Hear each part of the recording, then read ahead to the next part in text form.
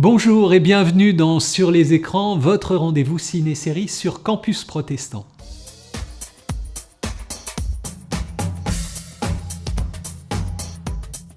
En ce début d'année 2021 et dans le contexte actuel, je vous propose de ne pas parler de ce qui pourrait sortir prochainement sur les écrans, mais de se pencher sur ce qui a été.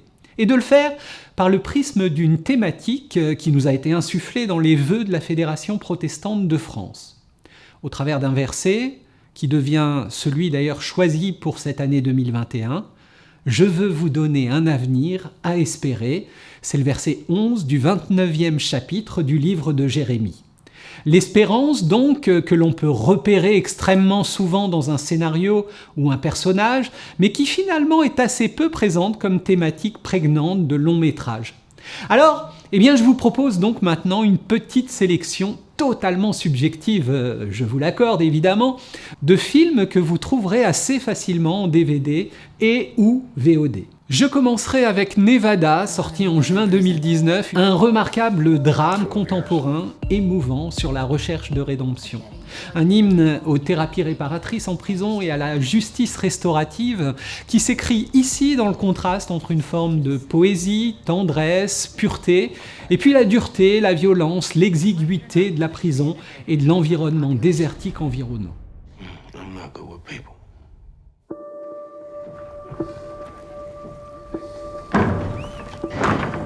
Is everybody ready? Open the gate, I'm free.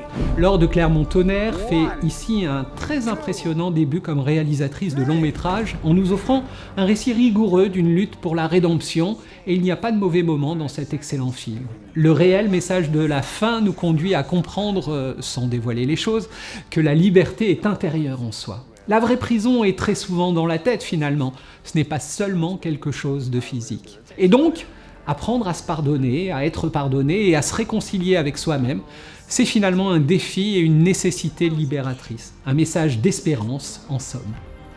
You think riding horses can change anything? Well, back the fuck off! Some you can break. And some you can't.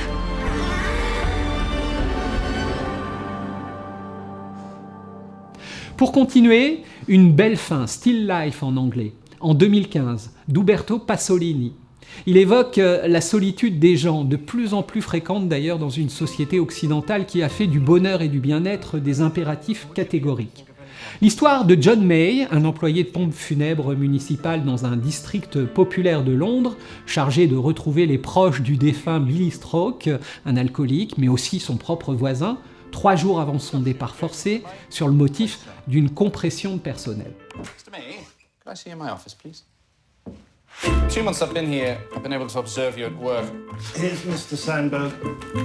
There's no doubt you're very Une grande tendresse irradie de ce film qui est vraiment plein de finesse, avec des instants, à mon avis, de pure grâce pour nous interroger sur ce qui donne à la vie sa valeur et pourquoi pas sa saveur. John May, cloisonné dans un jeu de surcadrage, peuple son univers fade de photos de défunts dans des albums, ce qui pourrait s'apparenter à un passe-temps morbide qui devient, sous la caméra de Pasolini, une raison de vivre presque syncrétique, chaque vie s'entremêlant pour peupler le vide de la sienne. En faisant un film autour de la mort, Uberto Pasolini fait jaillir l'espérance, et il réalise finalement un vrai film sur la vie, et oserais-je dire aussi sur la vie après la vie. What do you think? I can't say I've ever thought of it that way, Mr. Pratchett.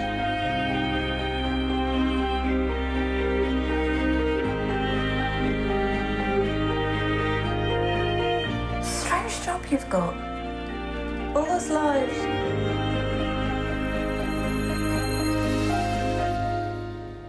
Dans ce paradoxe où la mort sert la vie sur grand écran et dans cette thématique de l'espérance qui nous intéresse aujourd'hui, j'aimerais vous donner envie de voir aussi ce magnifique film qu'est Emma Peters, qui était sorti il y a un peu plus d'1 an, en décembre 2019.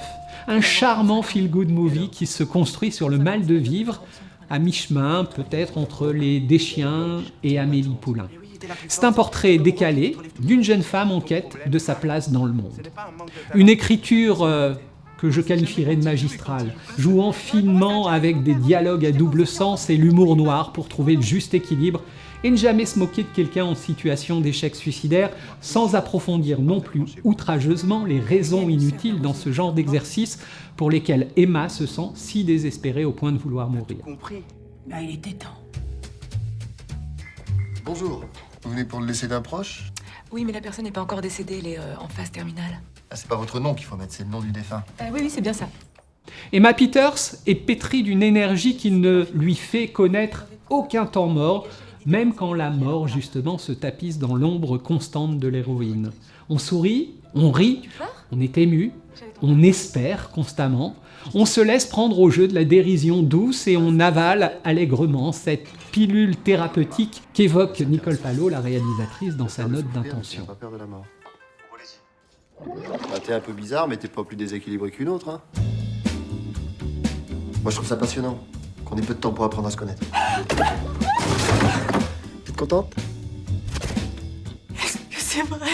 Vous savez quand Emma a quelque chose dans la tête?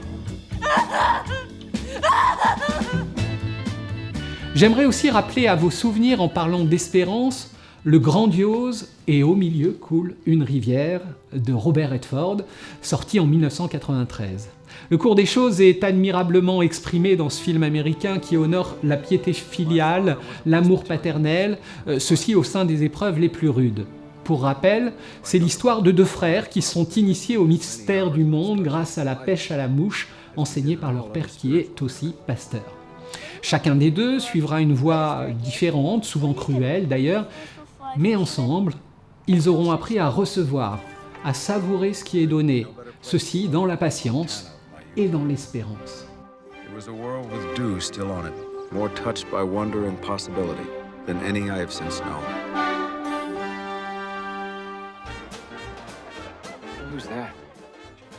À chacun donc de jeter sa ligne dans les eaux bouillonnantes et de se battre ensuite avec intelligence contre la proie qui défend sa vie jusqu'au bout.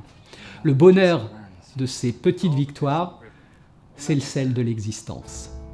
Comment ne pas évoquer dans cette sélection un film qui m'a également profondément touché, Belle, sorti en 2014, un somptueux drame costumé d'Ama Asante, basé sur l'histoire vraie de Guido Elizabeth Bell, une héritière du XVIIIe siècle à la lignée vraiment unique, fille illégitime et biraciale d'un officier de marine britannique et d'une esclave africaine. La réalisatrice Ama Asante s'attaque ici de front à un triptyque de séparation, race, sexe et classe. N'hésitant pas d'ailleurs aussi à faire coïncider la vie de Belle avec le massacre de Zong, qui fut au cœur de la question de l'esclavage. Elizabeth was in much need of a companion. And that is what we shall say when questions are asked.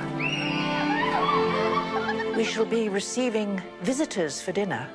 Alors il y a divers enjeux dramatiques qui sont soulevés avec cette affaire judiciaire, et c'est ainsi en écho, vous l'aurez compris, avec d'autres enjeux, se développe une vraie dimension d'espérance qui s'inscrit dans la vie des personnages, et notamment d'ailleurs aussi au travers d'un jeune pasteur idéaliste, John Davigné. He speaks a voice for people who do not have one. If I had your choice, I would choose the man I loved. There are rules in place which dictate how we live. You break every rule when it matters enough, Papa. I am the evidence. Enfin, et pour finir, très rapidement, je vous signale encore 4 films. Tout d'abord le documentaire « Et je choisis de vivre » sur le deuil d'un enfant, d'une rare sensibilité, extrêmement émouvant, mais aussi rempli d'espoir. Miracle en Alabama, le chef-d'œuvre oscarisé d'Arthur Penn, sorti en 1962, tiré d'une histoire bouleversante, vraie, d'après le livre d'Helen Keller sur sa vie d'enfant sourde et aveugle et le combat d'Anne Sullivan d'amener Hélène à comprendre ce que sont les mots et à pouvoir les exprimer. Un vrai bonheur cinématographique et clairement, là encore, un hymne à l'espérance. Et puis 2 films arrangés dans ce que l'on appelle les face-based movies et où plus strictement l'espérance est forcément une matière première du scénario. Little Boy, un petit bijou de fraîcheur qui ne manque assurément ni de sel ni de lumière, croire vaille que vaille, c'est un peu le résumé de ce conte. qui n'est d'ailleurs pas que pour les enfants, et où la foi naïve et pourtant absolue déplace bel et bien des montagnes, et parfois là où on ne l'imaginait pas. Et puis enfin donc, J'y crois encore, avec un scénario qui s'écrit à partir de l'histoire vraie des débuts artistiques du chanteur de pop chrétienne Jeremy Camp et de sa romance avec la jolie étudiante Melissa Henning, sur fond de maladie incurable. Une façon aussi d'entendre que l'espérance n'est pas toujours comme on l'imagine. Voilà, sur les écrans, c'est maintenant fini. Rendez-vous prochainement sur Campus Protestant, et à vous tous, bon film, regardez, prenez du plaisir et méditez sur ce que vous aurez vu.